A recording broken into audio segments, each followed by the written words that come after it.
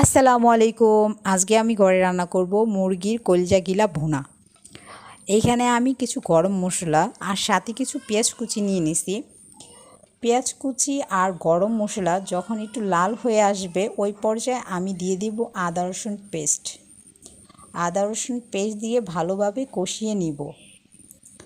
ভালোভাবে কষিয়ে নেওয়ার পর অল্প একটু পানি দিয়ে দেব। পানি দিয়ে ভালোভাবে কষিয়ে আমি এখানে দিয়ে দেব হলুদের গুঁড়া, মরিচের গুঁড়া, জিরা গুঁড়া আর হলো গরম মশলার গুঁড়া। এগুলো আমি আগেই পেস্ট করে রাখছি। এখন ওইগুলো দিয়ে পেঁয়াজটা ভালোভাবে কষিয়ে নেব। স্বাদ মতো লবণ দিয়ে দিলাম।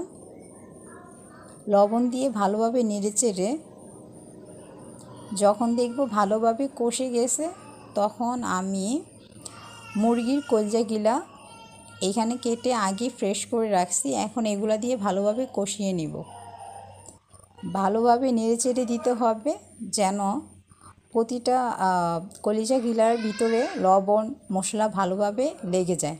তারপর আমি ডেকে দিব আর একটু কষানোর জন্য। যখন দেখব একটু ভালোভাবে কষে গেছে তখন দিয়ে দিব কিছু পানি। আমি এখানে এক কাপ পরিমাণ পানি দিছি, কারণ আমি এটা ঝোল করব না, এটা ভুনা ভুনা করব। তারপর আবার ডেকে দিলাম সিদ্ধ করার জন্য। যখন দেখব সিদ্ধ হয়ে গেছে এই পর্যায়ে দিয়ে দিব কিছু জিরা গুঁড়া দিয়ে ভালোভাবে নেড়েচেড়ে একটু ডেকে রাখবো। এখন আমার কলিজাগুলা ভুনাটা হয়ে গেছে। এখন আমি এটা একটা বাটিতে নিয়ে নিব। আপনারা বাসায় এটা রুটি বা ভাত দিয়েও খেতে পারেন। এটা কিন্তু অনেক মজা, রুটি দিয়ে খাইলে আরও বেশি ভালো লাগে। সবাই ভালো থাকবেন। আল্লাহ হাফেজ।